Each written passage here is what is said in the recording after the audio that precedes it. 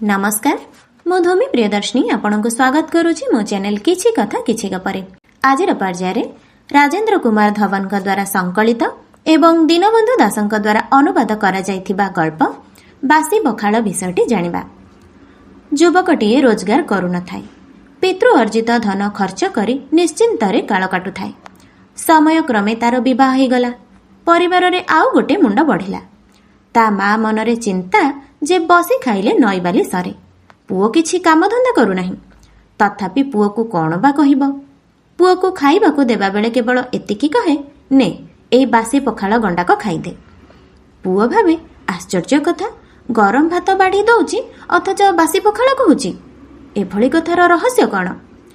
मार सब कथा शुणी से नीरव रहुथाए। दिने ता मा कोनोसी कामरे अन्य गाँ को जीवाको बाहरिला। जीवा बेले से बोहू को कही गला, पुआ आसिले भात बाढ़ी दे कहबो बासी पखाल गंडाक खाइदियो।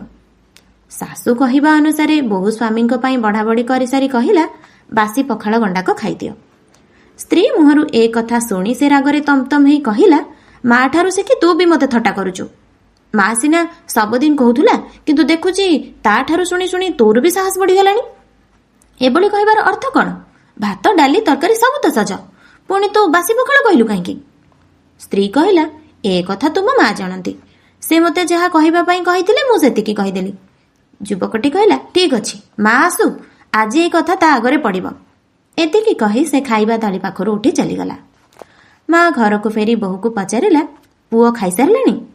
बोहू कहला, से खाइबे कोन? मो कथा सुनी तो रागी निया बाण। मा जाई पुओ को पचारिबारु से कहला, मा तू सिना सबुदिन बासी पखाल खा बोली कहूथुलु, एबे इए भी कहलानी। तो कथा सही जाउथिलि बोली कोन या कथा मो सहिबी? मु किछि बुझी पारुनी जे ए कथार रहस्य कोन। तू असल सज भात को बासी पखाल काहेकि कहूछु? मा कहला, सकाळे रंधा जाउतबा भात संध्या बेलको बासी हे जाय। आज रंधा जाउतबा भात काली को बासी हे जाय। बासी पखाल ठंडा, किंतु सज भात गरम। तेणु तू चिंता कर, तो बापा रोजगार करी रखी जाइथिबा धन बासी ना सज? तू जेतेबेले निजे रोजगार करिबु सेतेबेले ही ताहा सज हब। पुओ निजर भूल बुझिपारी कहिला, अच्छा तेबे तुम कथार रहस्य एया। ठीक अछि, एथर मु निजे रोजगार करिबी और सज भात खाइबी। ए कहानीरू एक सुशिक्षा मिले जे विवाह परे सेही युवक भली आउ बासी पखाल खाइबा उचित नुहे। निजे धन उपार्जन करिबा आवश्यक। प्रभु श्रीरामंक वनवास काल रे रावण छद्मवेशरे आसी सीतांको हरण करिनेला। सेतेबेले रामचंद्र भरतंको साहाय्य मागिथिबा कथा कोनोसी रामायण रे लेखा अछि कि? कारण रामचंद्र जानिथिले जे विवाह परे स्त्री को रक्षा करिबा तांकर दायित्व।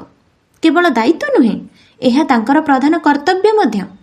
तेणु से निज बाहुबଳରେ सुग्रीवंकु साहाय्य कले, तांक संगे मित्रता कले, तांक पत्नींकु बाळीठारु मुक्त कले एवं सुग्रीवकु राज्य कोषागार पूर्व प्रभृति प्रदान करैले।